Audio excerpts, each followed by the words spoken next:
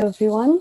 We are very happy to have you here today in our first webinar at the MENA Age, Female Leadership in the MENA region. This webinar is in collaboration with the Arab Institute for Women. My name is Hadil Al-Ashwal, and I am the founder and managing director of the MENA Age initiative. I will start with a quick opening remarks, but before that, I would like to start with two quick things. First of all, this session is recorded for your information. And the second thing is you will have time for Q&A by the end of the session for about 10 minutes. So please start adding your questions in the chat box. And you can also try to participate with us by the end of the session by raising your hand so that we can learn more about how you found the session and any questions that you may have.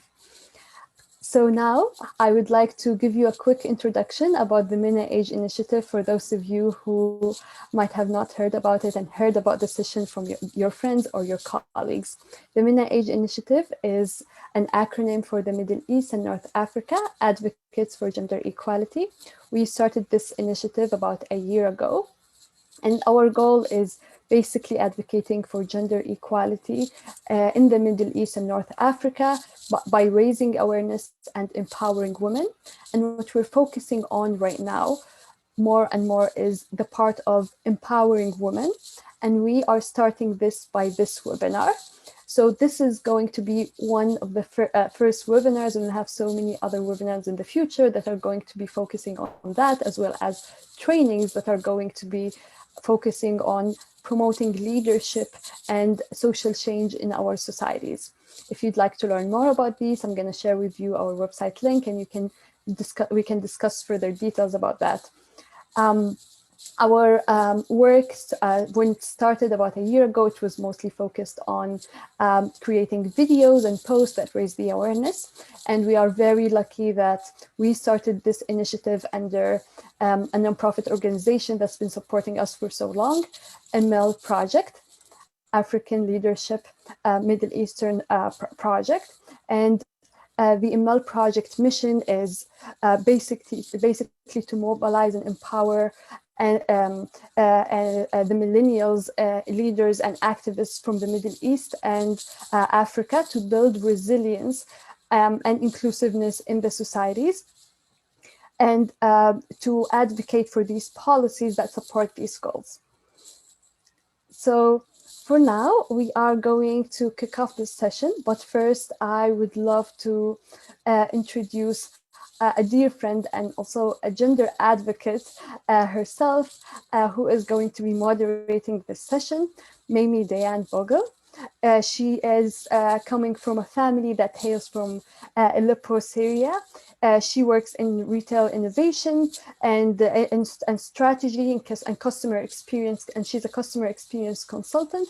She helps different nonprofit organizations and corporations like AT&T and Walmart to understand their customers' needs and desires, as well as grow existing and new lines of digital and empower existing advertising initiatives. And she also completed her undergraduate degrees in political science and communications in the Middle East and the Middle Eastern studies.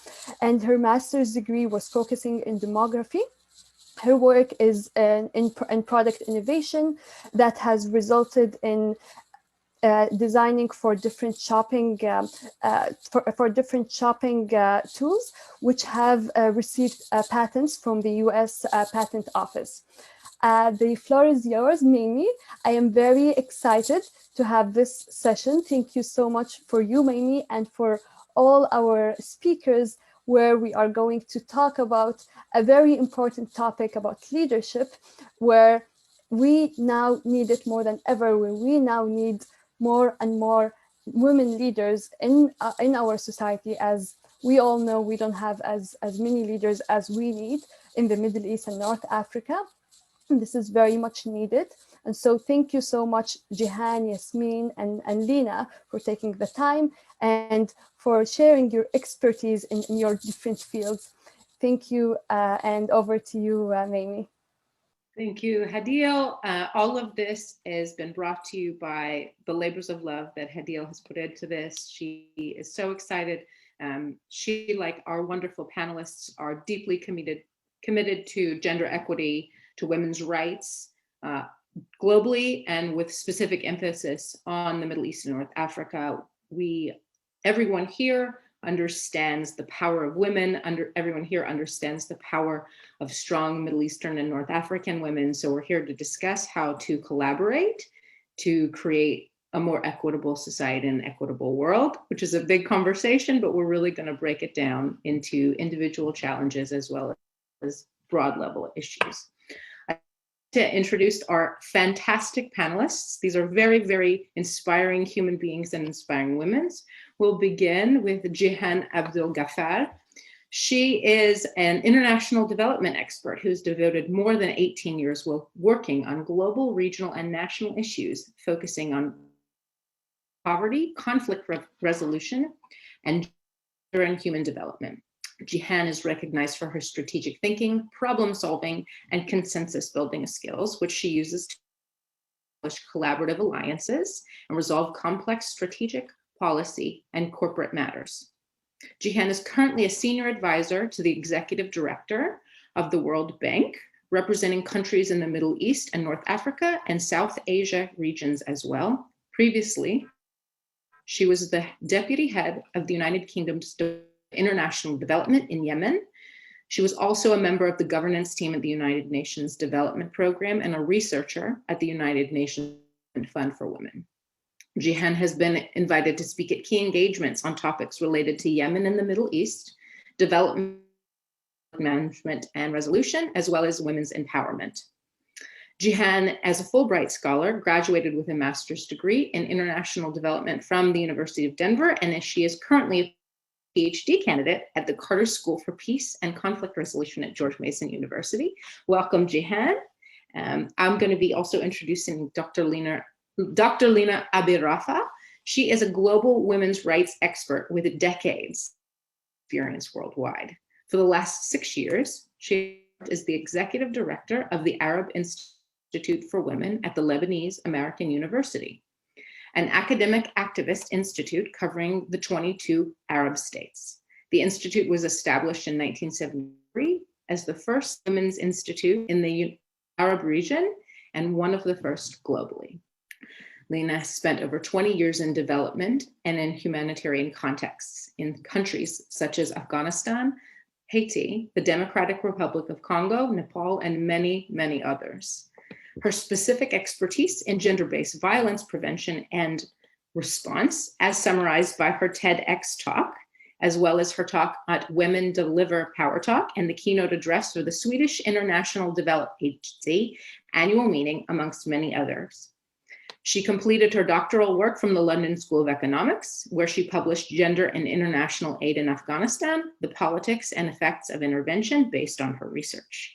She speaks and publishes frequently on a range of topics and gender issues, recently on the need for a feminist response to the COVID-19 pandemic and its impact on Arab women and girls, and the impact of toxic masculinity at the recent insurrection at the US Capitol.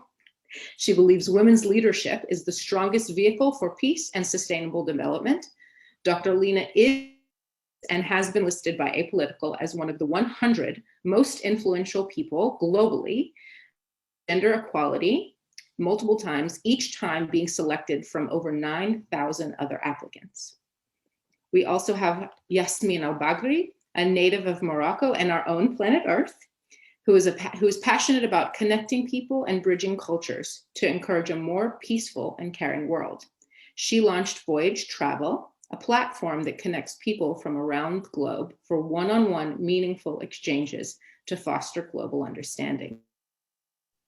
Yasmine's reach has included work with the World Bank, research at Harvard University, and the US State Department as an Engage America ambassador. She has spoken at international conferences, including the World Economic Forum, the Middle East Studies Association, and Obama's Global Entrepreneurship Summit. Her work has appeared in National Geographic, Forbes, BBC, and the Huffington Post.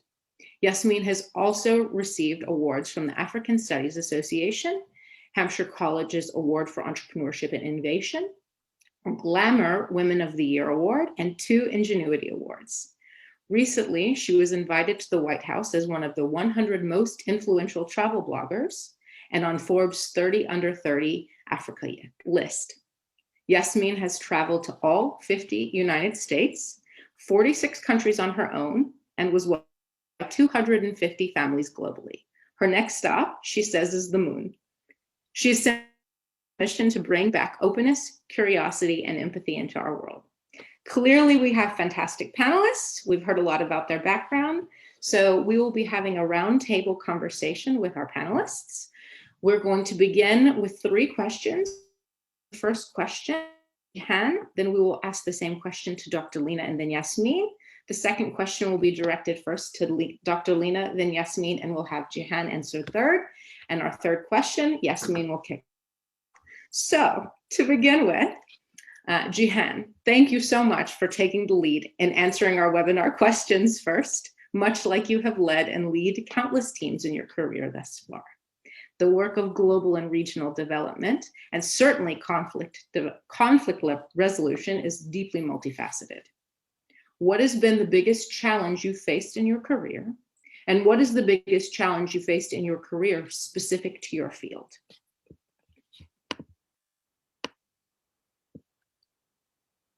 And Jeehan, we can't hear you. I see that you're answering.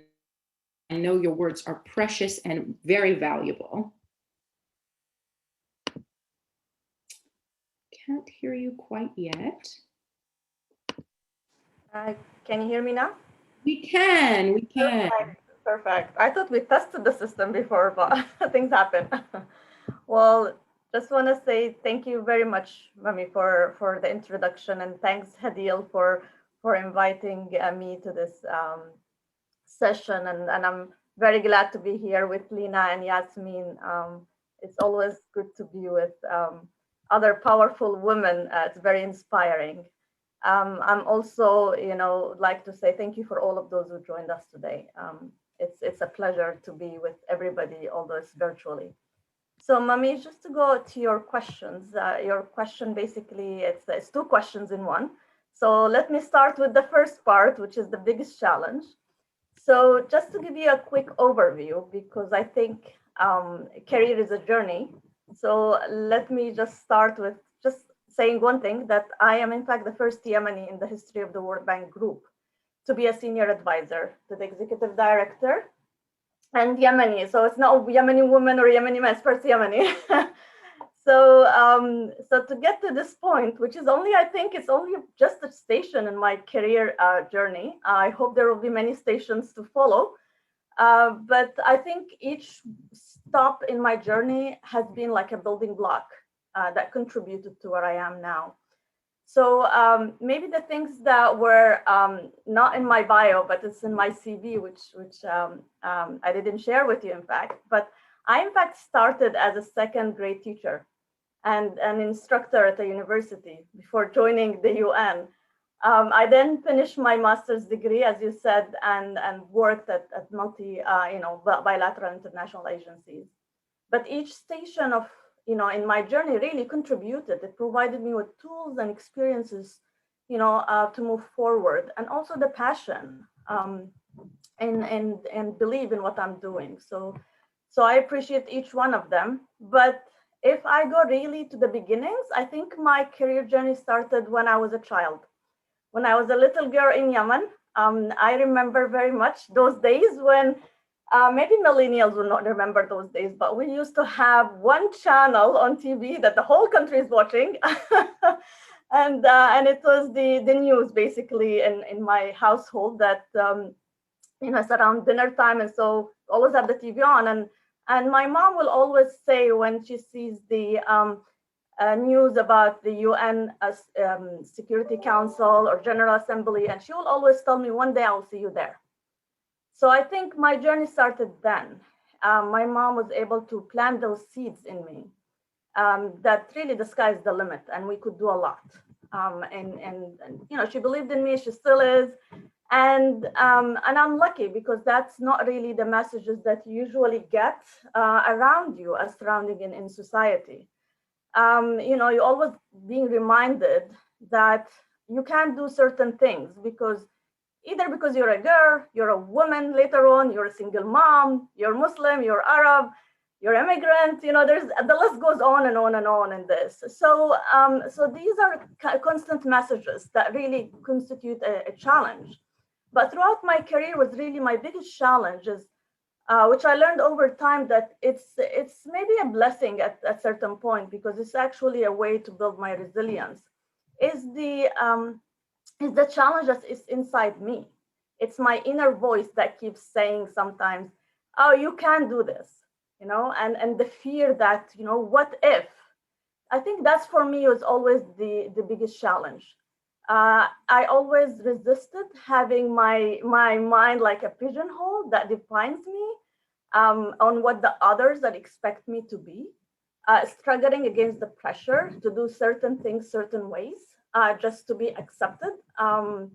And you know, there are always hundreds of things that comes to my mind why I cannot do something. But and there's the echo around me also that also sometimes reinforce those messages. But I over time was able to learn to shift the inner voice from that voice of you can't do it to a voice of affirmation, and I could do it, in fact. So I just learned to deal with this, and it's a constituent, you know, it's always, sometimes it pops up, and I learned how to manage it. So that's actually my biggest challenge. If I go to my field specifically, it's interesting because until today, sometimes I find myself to be the only woman in the room. Trust me, that's not, you know, something easy to deal with, and it's not that you can't only you don't expect basically to be offered a seat at the table. It's also not even sometimes opportunity to speak and share your ideas. So I learned not to wait for an invitation. I just, you know, take my seat at the table. I also, you know, question sometimes myself, at least when I was at the beginning of my career, I will always question myself, shall I speak? How shall I say it? You know, how others will take it, and on and on and on. And by the time I finish my train of thoughts, somebody else will say what I wanted to say, and everybody really likes it. And so I learned over time that, you know, just ask myself, what was the worst case scenario if I spoke? And the answer usually is the fear of rejection or dismissal of my ideas. And then I learned that this is my inner fear again that's speaking.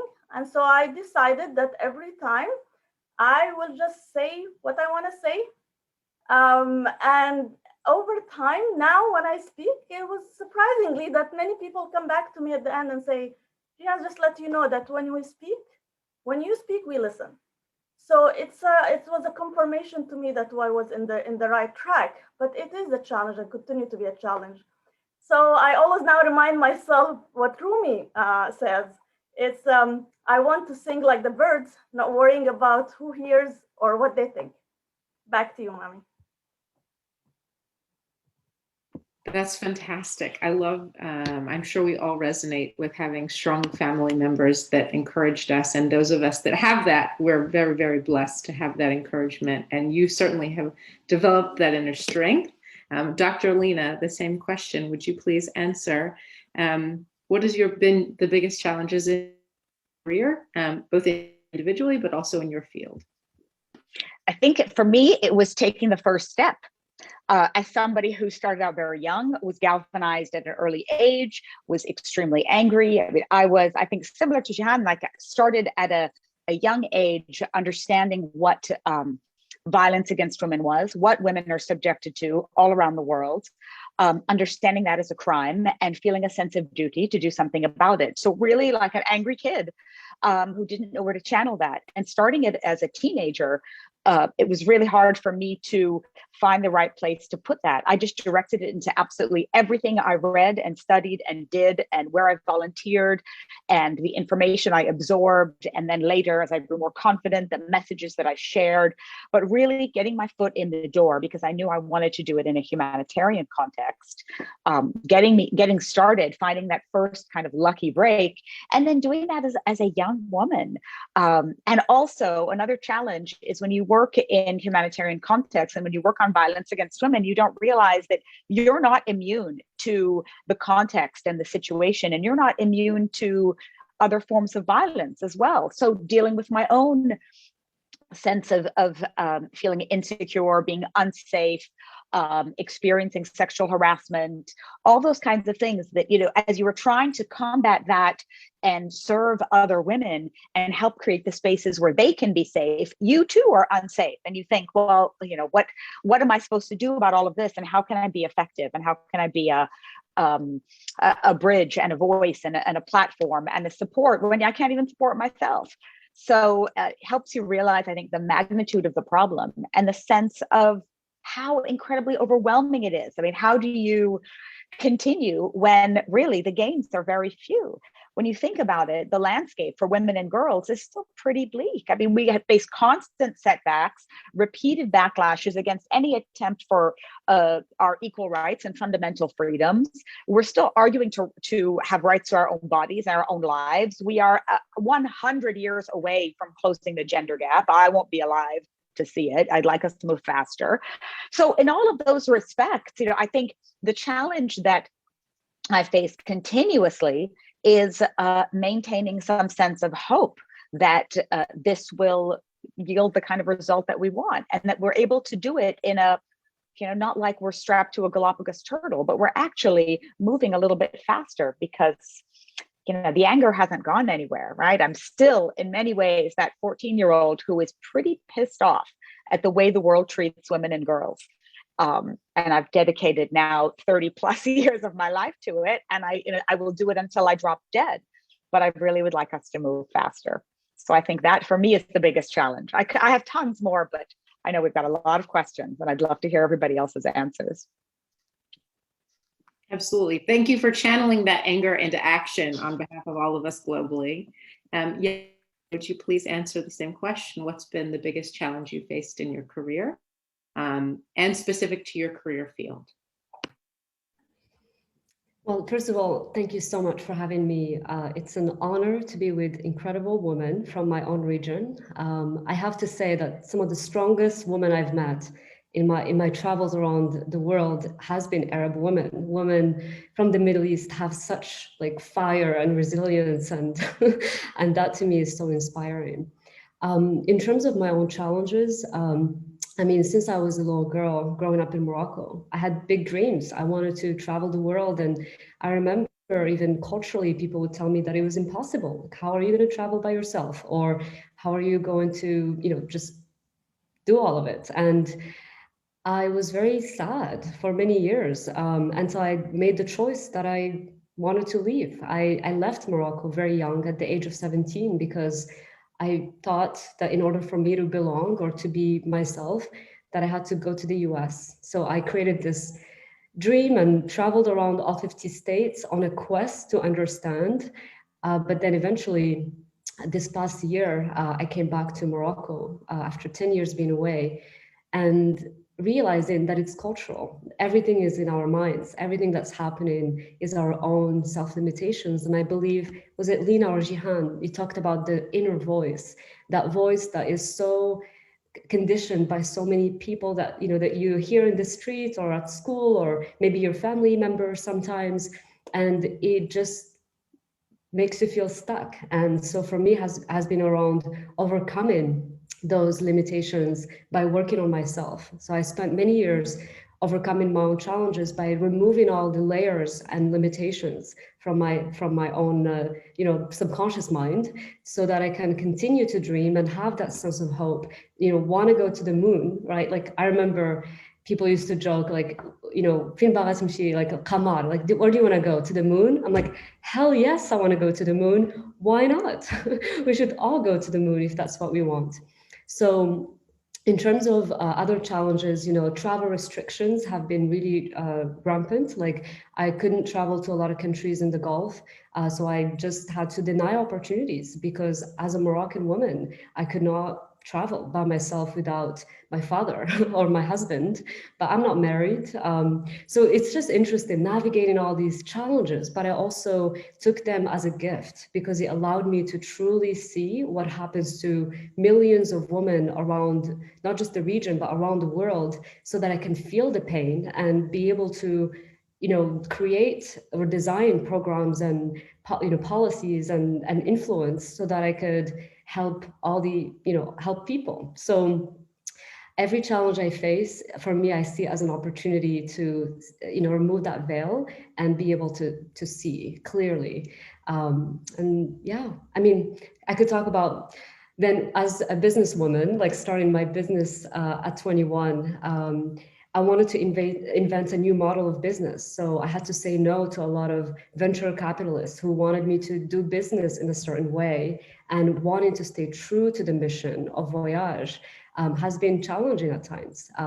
But that trust in my intuition is truly what has kept me moving forward and not compromising, just not compromise. So I'll pause here for now.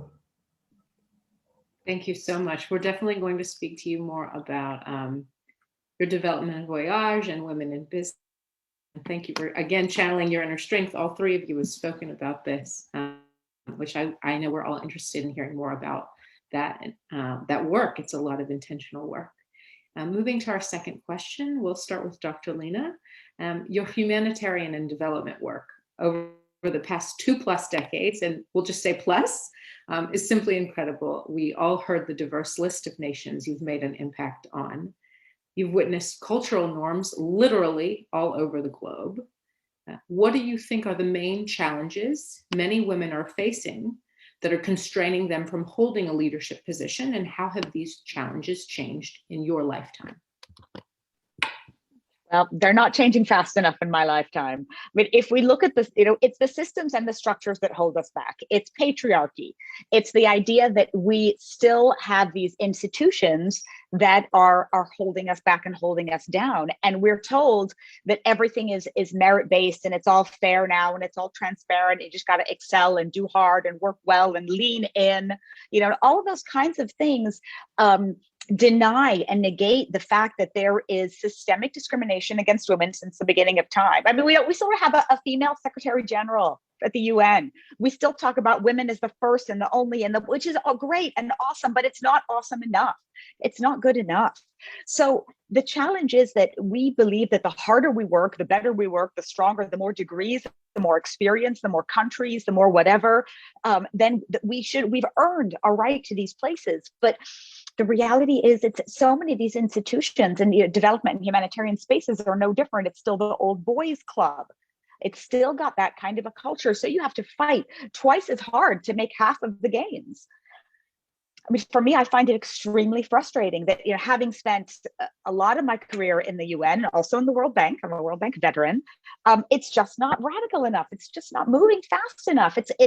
I felt very kind of patronized and dismissed and sidelined and, those ideas are very sweet, and also because I was young and particularly feisty, I think those challenges, haven't gone anywhere. We're still trying to compete in the same system that has held us back forever.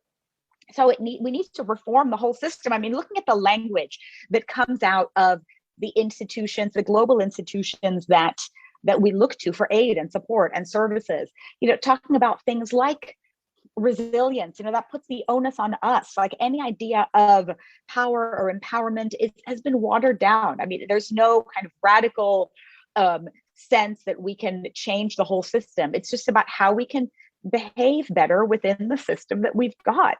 And I don't think that's good enough.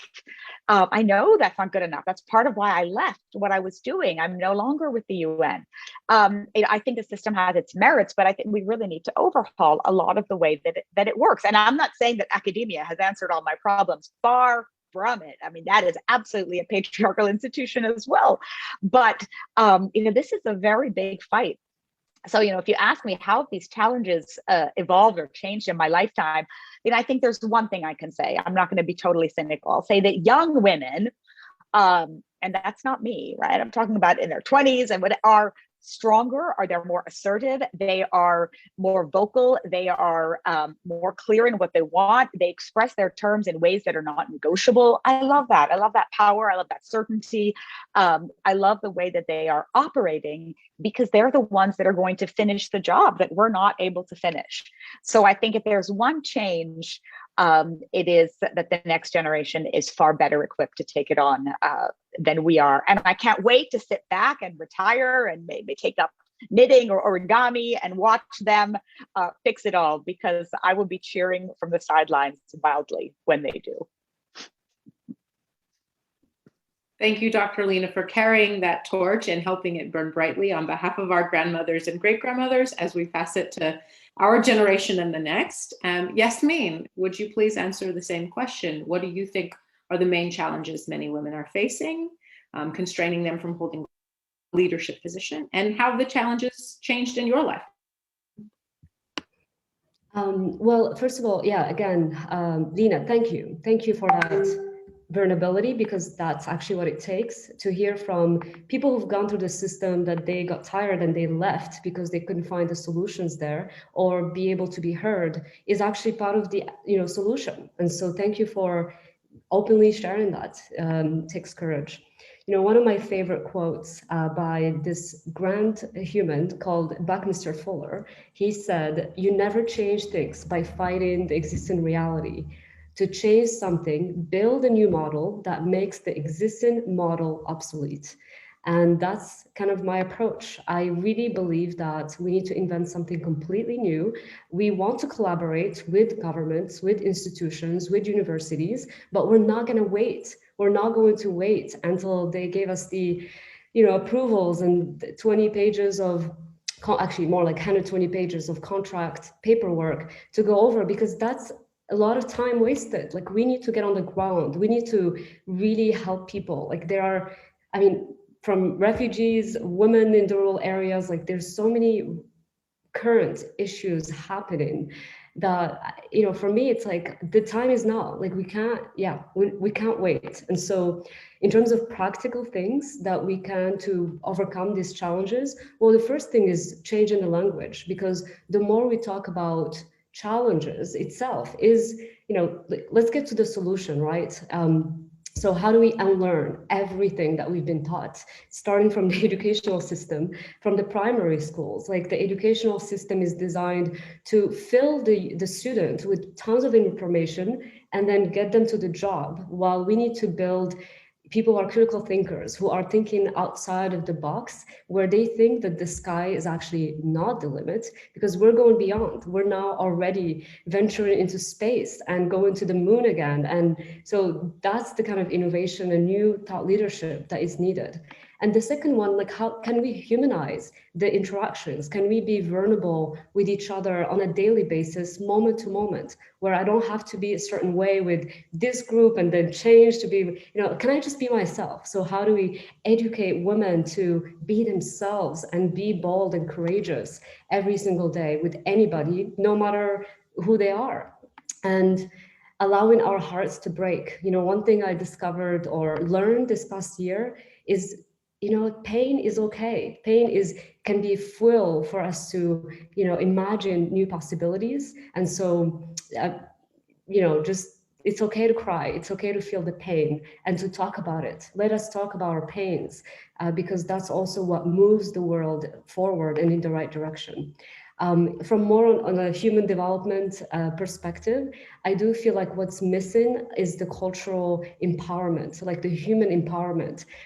We have built these incredible, systems and models and, like infrastructure all over the world, but we have forgotten the human.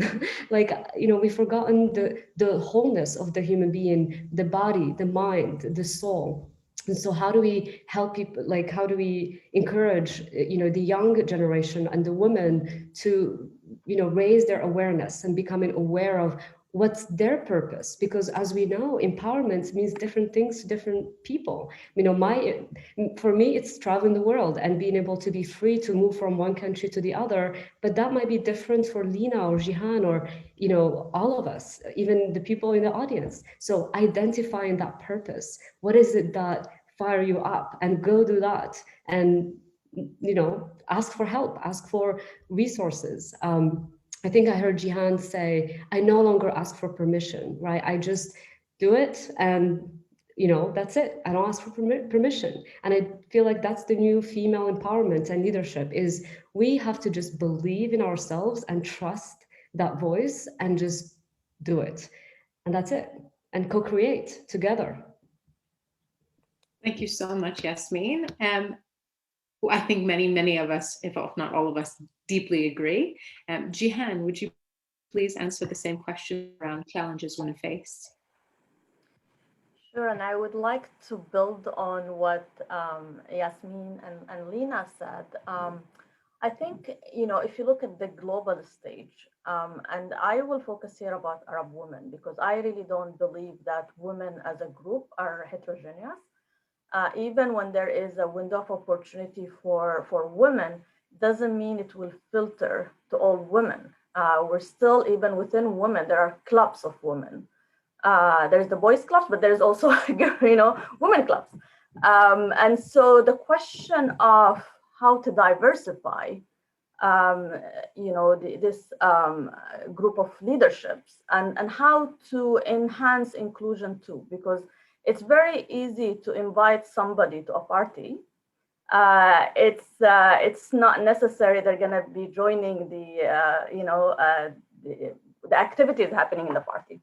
So I think what we need as Arab women and women from the Middle East are also, to have more focus, more push, so we could see more women, especially Arab and Middle Eastern women, at the global leadership stage. Because what we're missing now, it's really having those role models for future generation. We could relate to other women, we always do, but it's different kind of, you relate differently when they are from your, from your background, from, you could have that kind of cultural connection and other kind of connection. So I think we need to see more Arab women at the global leadership stage at all levels.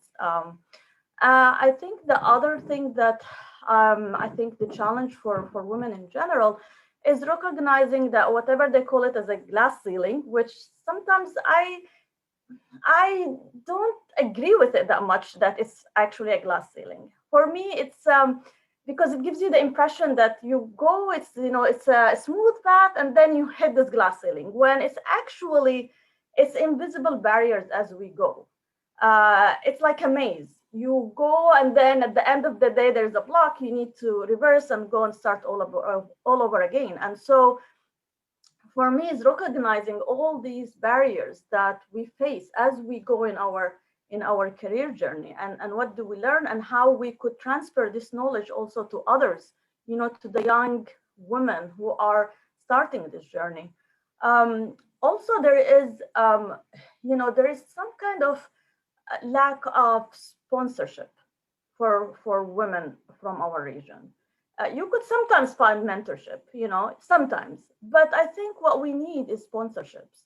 We need the commitments to have more Arab women there. We need advocates for more Middle Eastern leaders to be in all places. And I mean all places. Leadership does not only restricted to certain sector or race; it's everywhere.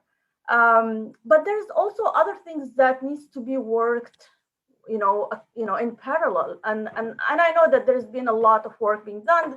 There's some improvements, but there is also recognition that the path is still unpaved. And as Lina said, we have 100 years to to meet the gender gap. And we all want it to happen now if we could. But there are things that needs to be worked on.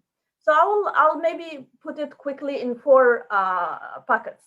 So the first bucket, I think, when building on what Yasmine said in terms of changing the narrative, I think there is issue with the social norms, this culture empowerment that's really important. You know, if you look at the media, for example, and how the media present women, especially Arab women, I think we have a lot to do there to change that narrative, because Arab women are not only victims, but Arab women are always, and in many cases, they were the changers. You know, they're the powers behind changes. So we need to bring that story forward. Also, we need to recognize that this whole work-life balance, women are still the one carrying the burden of taking care of the family, if you know that's expected from you. And so even if you work, there's always the question that, you know, sometimes you will be traveling even, you know, with group of colleagues, and the first question they will ask you is, oh, so who are the kids with? They don't ask men that question, but women get asked that question. You know, I think there's a lot to invest in education. You know, we need to have strong, you know, condemnation of gender-based violence in all aspects. You know, we have the Me Too movement, which is a reflection that this is not a country specific, this is a global issue that needs to be addressed at all levels, starting from the family all the way up. It's a power structure that needs to be changed over time. Second bucket will be for me is the legal challenges. I remember when I got my Fulbright scholarship and I wanted to renew my passport, for example. I went to the passport authority. And although this is not in the Yemeni law, I was not able to renew my passport. They asked for a mail approval. And I'm like, hey, I'm a mother, you know, and I have a scholarship. So it was like, I need to like, all my dreams are in the hand of this person who has no legal basis to prevent me from getting my passport. But that was a challenge I was facing. I was able to overcome it, but imagine all the other women who are not able to overcome this. Their dreams could be crashed. So, you know, there's a lot to be done at that aspect where we look at all these legal barriers that prevent women. But then there is also the third bucket, which is the political commitment. I think we need to have to really to secure political commitment for reforms at all levels for women to be there, to be represented, and to have a voice. And then I think the fourth thing, which is sad, but it's a reality in many of our countries, that we are still in situations where even the little gains that we're able to get through the years for us women is being taken away from us, either because of conflict in our countries, or else where, you know, the situation of women are even deteriorating even more. And so the starting point will be even to catch up with all the losses that we happen over time and restart the whole thing again, you know, building, you know, the new, as Yasmine said, investing in the human being and change that kind of mindset to have a really equal society. And COVID-19 made it even worse for those who are not even in conflict. So it's you know, there's I think a lot of barriers where women also lost the gains that they got over time. Back to you, Mamie. Absolutely, and thank you for highlighting, you know, how multifaceted the challenges around gender equity are, around societal norms, interpersonal treatment, familial treatment, and how that expands as we become regions, as we become nations, as we become, yes, of course, we're a part of global womanhood, but there are regional norms and issues and societal contexts that absolutely play this. Moving to our third question, and then after, just as a benchmark, we'll be asking our third question, and then we'll be opening up for questions from our wonderful attendees. So please be thinking of your questions. We've already had a few submitted, but we really would love to hear from you. We'll be asking you to raise your hand because we'd love to be able to call on you. Or you're also welcome to type them in the chat box. Moving on to our third question before question and answers, we'll direct it first to Yasmine, if you'll answer. Yasmine, in a 2019 report on women's global entrepreneurship, researchers from Babson and Smith colleges found that only 10% of all new businesses globally were started by women. Additionally, 6.2% of all women globally owned businesses compared with 9.5% of all men. Thinking about this, as well as your professional experiences, are there still challenges you're facing in your career because of your gender? If yes, what are they and how are you tackling them? Of course, right? I could say, I choose not to.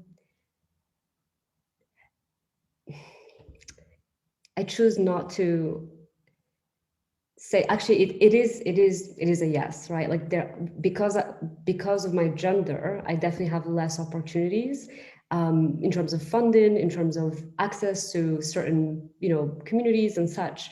But I also choose not to have that be my story. Because what I find is when I choose that story, I already am feeling disempowered to move forward. It's too hard, it's too complicated, just give up, right? That's easy for me to go into that route because we know the mind is powerful. So my thoughts become my reality. If I think that, then that's exactly what's happening. So I choose to remove myself from this notion that I am a woman, or I just, I'm a soul. I have a mission. I want to connect people. I want to create peaceful, meaningful interactions around the world.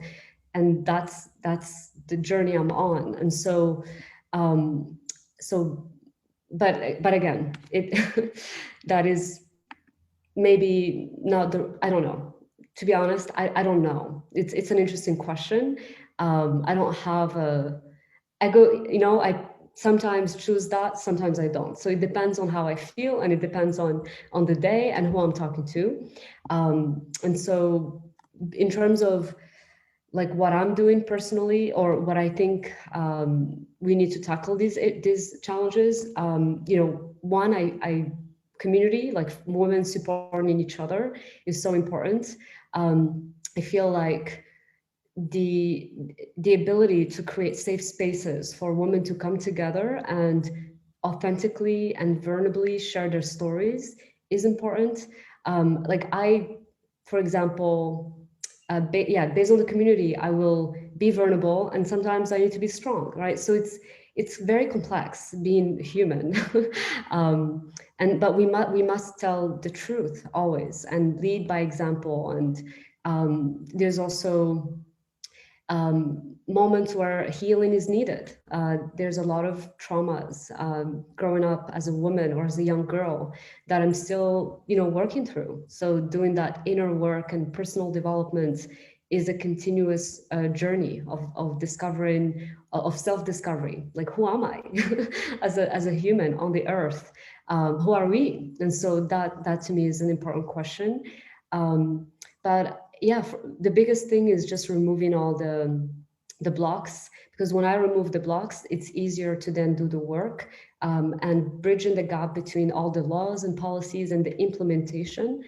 How do we, ensure that these policies that the policymakers and women are creating, that they're being implemented? And what I see and observe is that the culture, and if we don't tackle the trust and the cultural layer, it's just a lot of fancy meetings and conversations, but we're not getting to the core of it. And so that is my 2 cents for now. Thank you very much. Jeehan, would you please answer the same question? Are there still challenges you're facing in your career because of your gender? And if yes, what are they and how are you tackling them?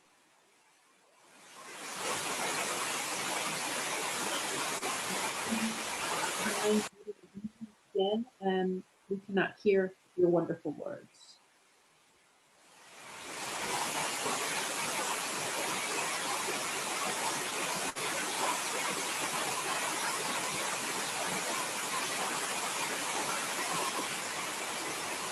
Yeah, perhaps third time's the charm.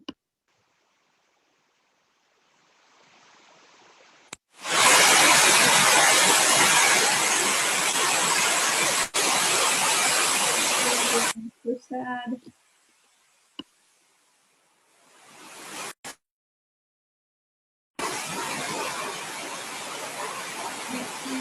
I don't know if other people hear static or not. I'm hearing some static. Others are hearing static. Jeehan, if you don't mind, Would you mind muting once more? I know that you fixed it in the problem, so you're quite tech savvy. And then any look.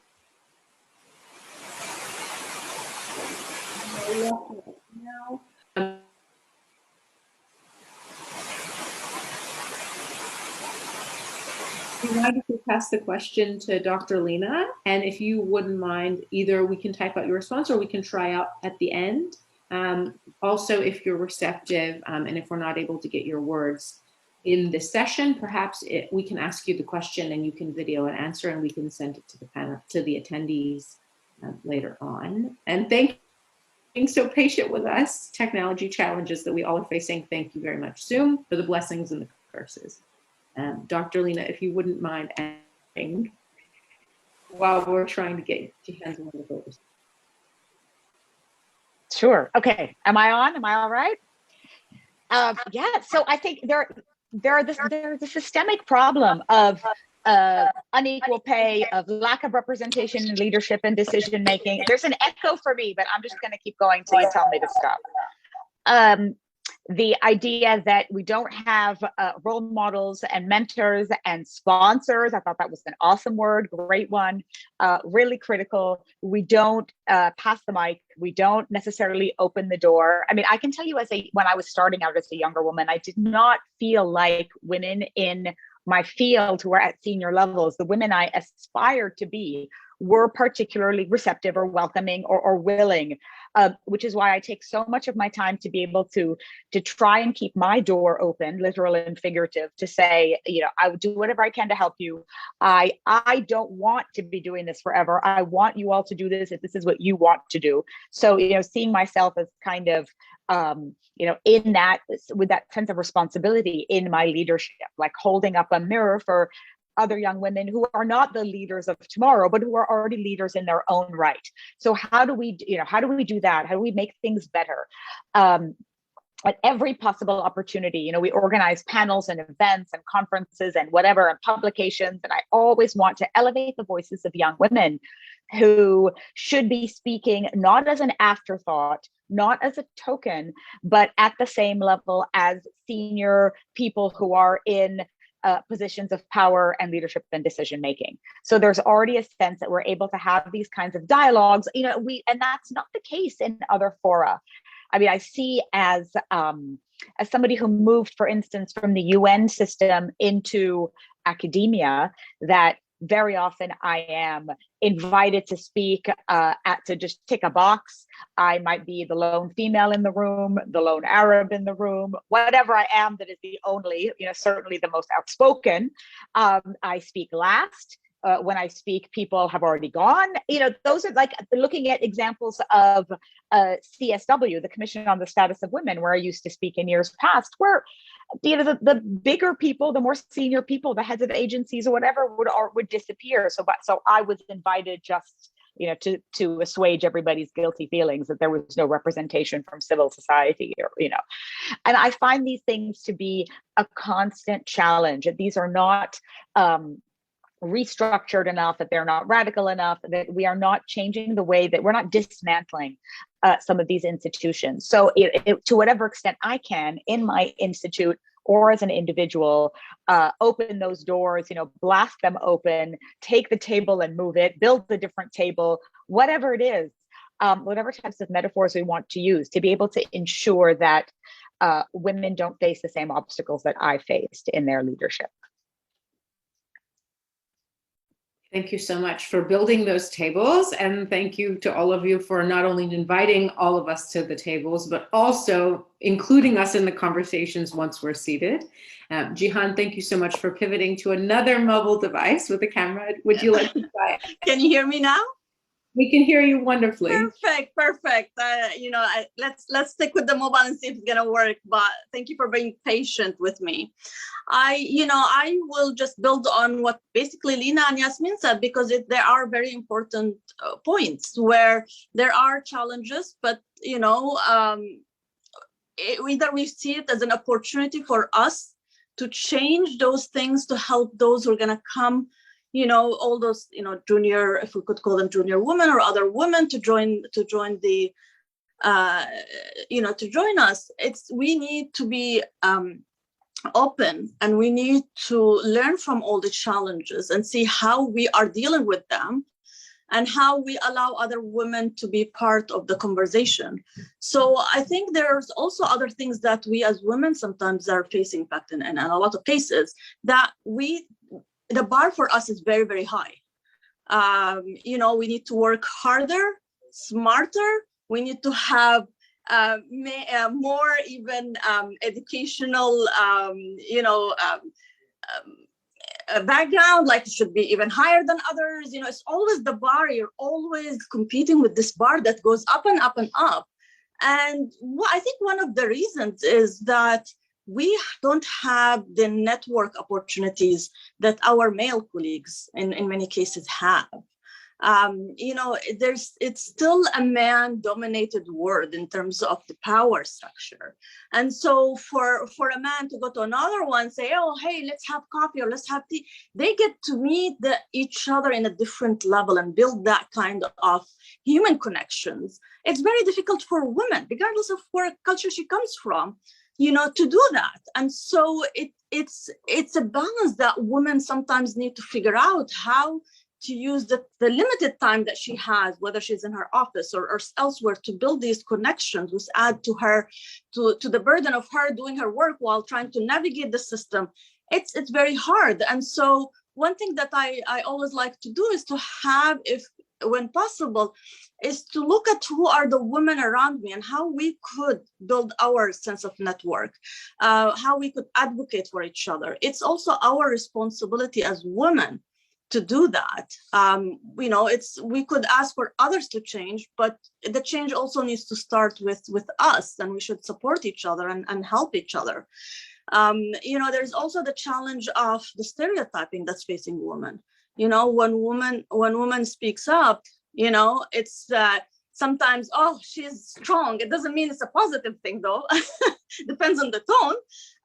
But when men speaks, oh, he has leadership trends. There's always that positive thing associated with certain kind of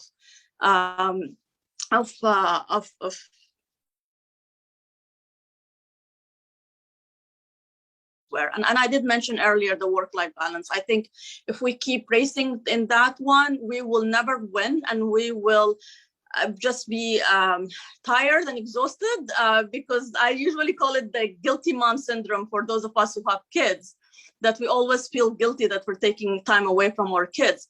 But I think I learned for myself over time that there is no solution for that, other than trying to prioritize at the moment, live the moment, and prioritize in the moment how to deal with certain situations. So that's in short. And back to you, Mamie. Thank you. That's completely understandable, and I'm appreciative on behalf of all of the mothers and daughters, which we all are, that conversation, which could be a conversation in its own right. We are at the 1 o'clock hour. If any of you are able to stay for an additional few minutes, we would love to be able to open up questions and answers from the audience. We are so appreciative of your time as it is. So if you have a previous commitment and you need to leave us, we completely understand and are deeply appreciative of you. I have received 3 questions so far. The first one from Nada Said. Her question, which we're about to answer live, is how can we help develop our career in an environment that has the pressure of sex discrimination and problems that are bonus problems all around gender and career development as a young person and as a woman? And anyone who really wants to raise their hand and step in terms of our strong panelists, please, strong in a good context, please go ahead and unmute yourself. Can I take the first try on answering this? It's an excellent question. And I think we all asked ourselves the same question at certain point, and we're still asking ourselves this kind of question in many different forms. But I think, at least I will speak from my own experience. I think one thing that is very, very important is how do we view ourselves within all these challenges around us? Are we a game changers, or are we gonna fall into this victimhood narrative? So I think for me, one thing that I learned is I always need to be ready for the opportunity. So when the opportunity comes, I'm ready for it. Meaning that I did my homework. I just prepared, psychologically prepared for it. I see myself already doing it. That's the going back to the whole inner strength. Dream it to live it, basically. And so this is, I think, for me, it's very, very important. So when it comes, I'm there. I'm ready. I'm taking it.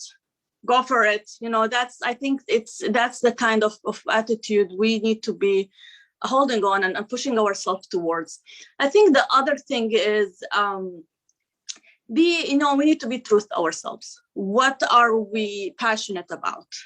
And if this door closed, do we have that power inside us to try opening other doors? Maybe that's not the best door for me, but if I am passionate enough about it, I could still knock other doors. And one day, one door will open. It's persistence, it's determination, it's believing in ourselves. I think that's how I see myself, and never be afraid to ask. Never be afraid to say, hey, I'm ready for opportunity X and Y. Just be out there, be vocal, speak for yourself, be your own advocate. Back to you, Mamie. Thank you so much. Yasmina. Yeah, I'd love to build on what Jeehan just shared. What I'm hearing you say is this concept, a Japanese concept called ikigai, which is essentially like your passion, what you love, your mission, what the world needs, your vocation, your profession, and what you're good at. I'm actually going to drop the link on Zoom so that you can have a look at it. But essentially, if you can ask those four questions, your mission, your passion, your profession and vocation, what you can be paid for, what you're good at, what the world needs, and what you love, you find your purpose. And ikigai is another word for purpose.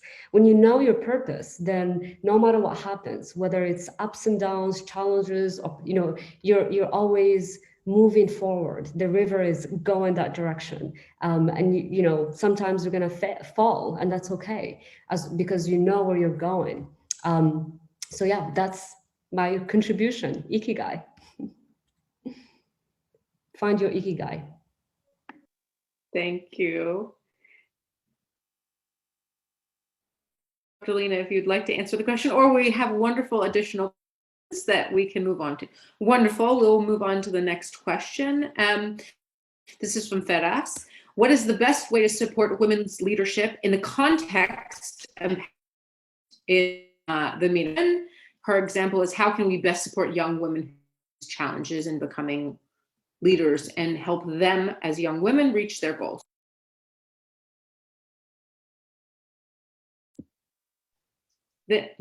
Dr. Lina, I think we can hear you now, I hope.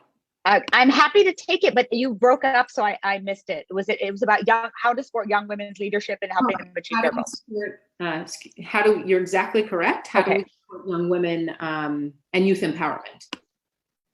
Okay, so I think, like I said, it's really about passing the mic. It is really about it's incumbent upon those of us who are more senior, more advanced in these fields to create the space, to bring young women in, to talk to them about what they need, to help give them the opportunities that they're looking for, to promote, to publish, to do the work, to kind of get their hands dirty, to see if they're moving in the right direction.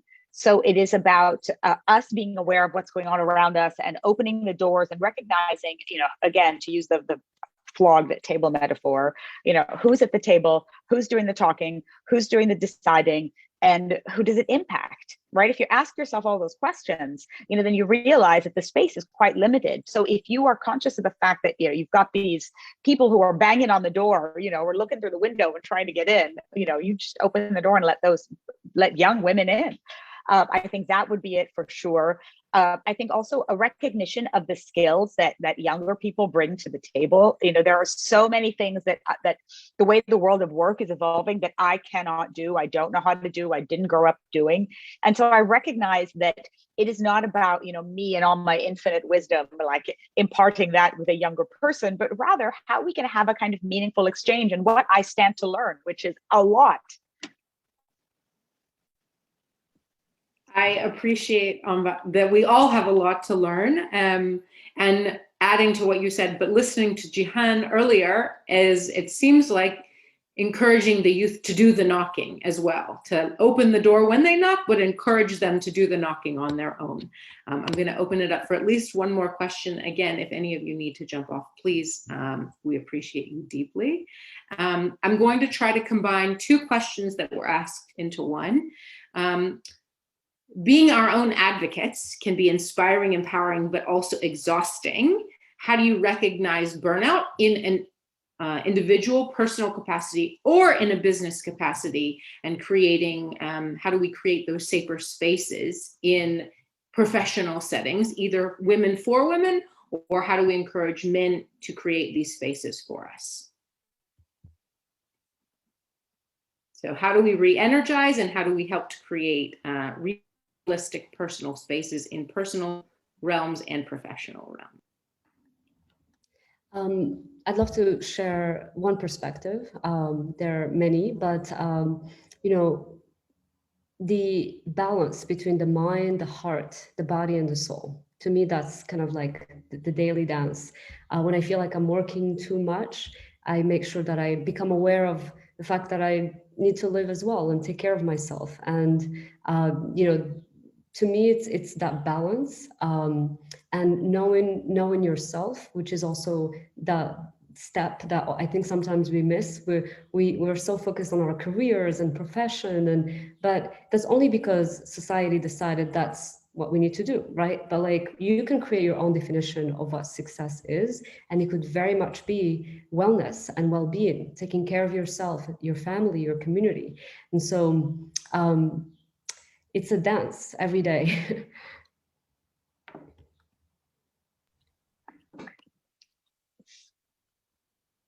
Can I say also, can I add something here, Mamie? Please, please. Yeah. So I think, yeah, this is a continuous struggle of how to create that kind of a balance, and you know, avoiding burnout. Although I think sometimes we do reach the burnout level.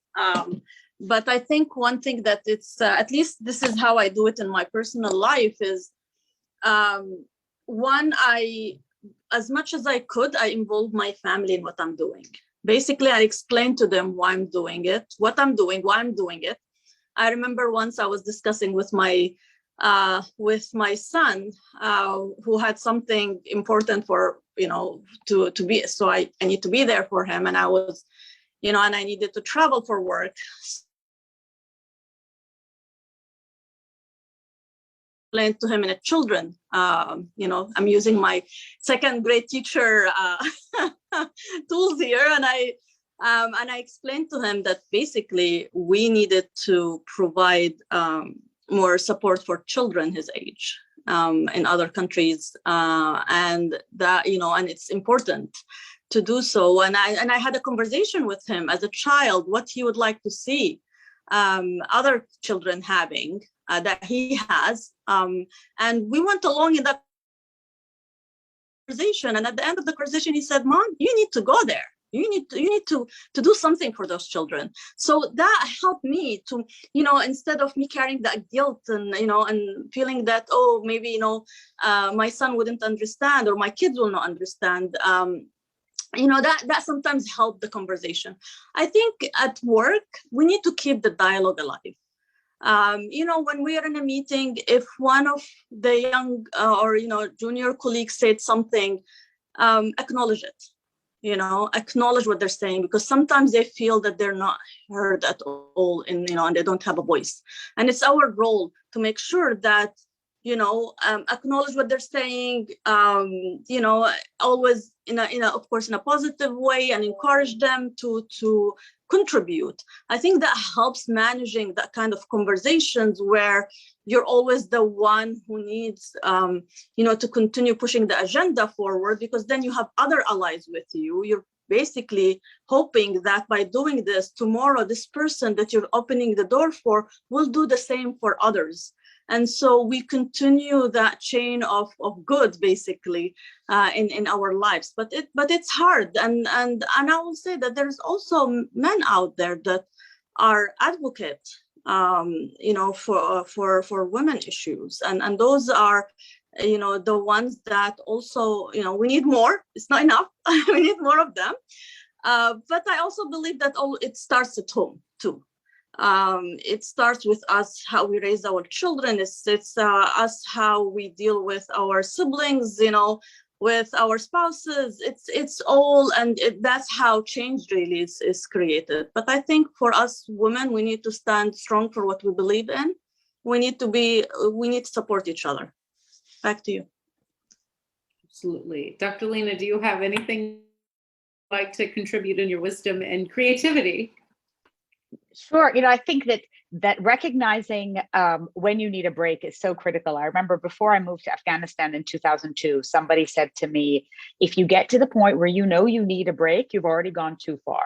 Meaning that you're just not paying attention to yourself and your body and your needs. And, they say, if you're not good to yourself, you cannot be good to anyone else. And I think, we say this often as women, that we take on all of the burdens imaginable, as achieving equality and social justice and rights and dignity, even though we didn't cause the problem, seems to be our job.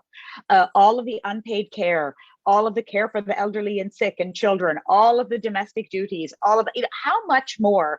I think there is a responsibility that everybody else has to be able to recognize the burdens of care, what we do in order to make our lives, our homes, the world better. No one's going to do that for us unless we start to push and advocate and explain. And I just want to say one last thing. I recognize the time, but even the language that is used by, so-called enlightened partners, like "let me help you with the dishes" type of language, is not actually in our favor, because those are everybody's dishes, right? And so the extent to which we kind of push on those things, and yes, Jeehan, exactly, teach your children. I don't have any. I have a dog. I think of him as very enlightened.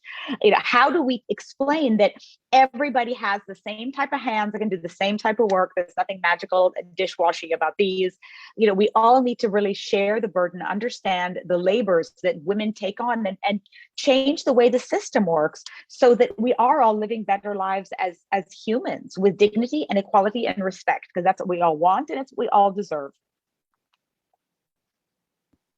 Much appreciation for everything that you're saying. I'm going to thank you all deeply. I would thank you for hours, but I want to hand it back off to our fearless leader, Hadil, who is going to be wrapping us up. Thank you, all three of you, for staying the extra 15 minutes. We very much value your time. Thank you so much, Mamie, for leading this session. And thank you, Yasmine, Lina, and Jeehan, for all your amazing and great, insightful wisdom. And I also very much appreciate that you came here on your own capacity.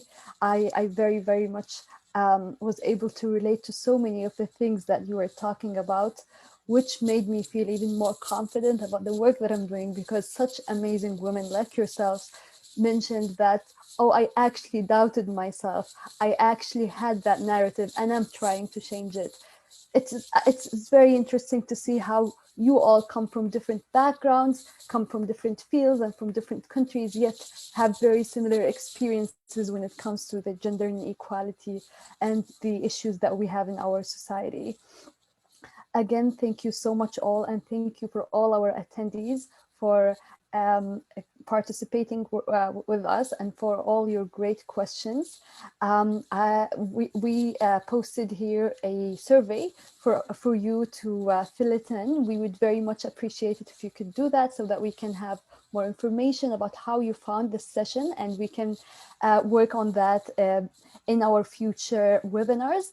And as you all mentioned, it's all about making that change and changing the narrative. And that is why these are the trainings that we're going to be delivering about social change.